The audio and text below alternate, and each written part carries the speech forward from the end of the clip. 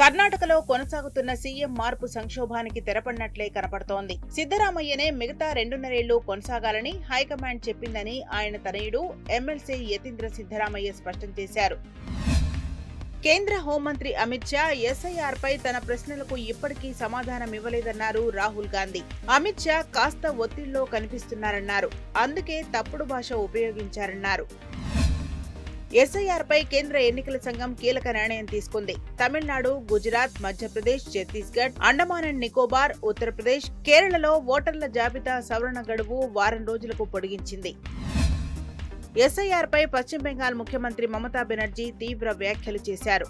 ఓటర్ల జాబితా సమీక్ష సమయంలో తమ పేర్లు తొలగిస్తే వంటగది పనిముట్లతో సిద్ధంగా ఉండాలని రాష్ట్ర మహిళలను కోరారు. కొన్ని రోజులుగా తీవ్ర సంక్షోభం ఎదుర్కొంటున్న ఇండిగో కీలక నిర్ణయం తీసుకుంది. ఇటీవల ఇండిగోతో ఇబ్బంది పడిన ప్రయాణికులకు బంపర్ ఆఫర్ ప్రకటించింది. వారికి పరిహారం కింద 10,000 విలువైన ట్రావెల్ వోచర్ అందిస్తామని స్పష్టం చేసింది. ప్రధాన నేరారోపణలు ఎదుర్కొంటున్న లూద్రా బ్రదర్స్ ను ఎట్టకేలకు థాయిలాండ్ పోలీసులు అరెస్ట్ చేశారు. వారి పాస్పోర్ట్లు స్వాధీనం చేసుకుని వారికి సంకెళ్లు వేశారు. తమిళ సూపర్ స్టార్ విజయ్ ప్రారంభించిన తమిళగ వెట్రి కళగం పార్టీకి ఎదురు దెబ్బ తగిలింది. విజయ్ సన్నిహితుడు సెల్వకుమార్ పార్టీని వీడారు. సీఎం స్టాలిన్ సమక్షంలో ప్రత్యర్థి పార్టీ అయిన డీఎంకేలో చేరిపోయారు.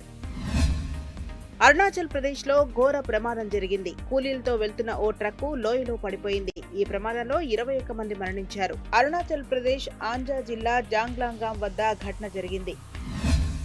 తమిళనాడులోని కొడైకెనాల్లో అగ్ని ప్రమాదం జరిగింది. ఒక్కసారిగా చెలరేగిన మంటలతో 5 షాపులు కాలి బూడిదయ్యాయి. ఘటనా స్థలానికి చేరుకున్న ఫైర్ సిబ్బంది మంటలార్పేందుకు ప్రయత్నిస్తున్నారు. ప్రమాదానికి గల కారణాలపై పోలీసులు దర్యాప్తు చేస్తున్నారు. దేశీయ స్టాక్ మార్కెట్ సూచీలు ఎట్టకేలకు లాభాల్లో ముగిశాయి. సెన్సెక్స్ 427 పాయింట్ల లాభంతో 84,818 వద్ద ముగిసింది. నిఫ్టీ 140 పాయింట్ల లాభంతో 25,898 వద్ద స్థిరపడింది. డాలర్తో రూపాయి మారకం విలువ 90.37గా ఉంది.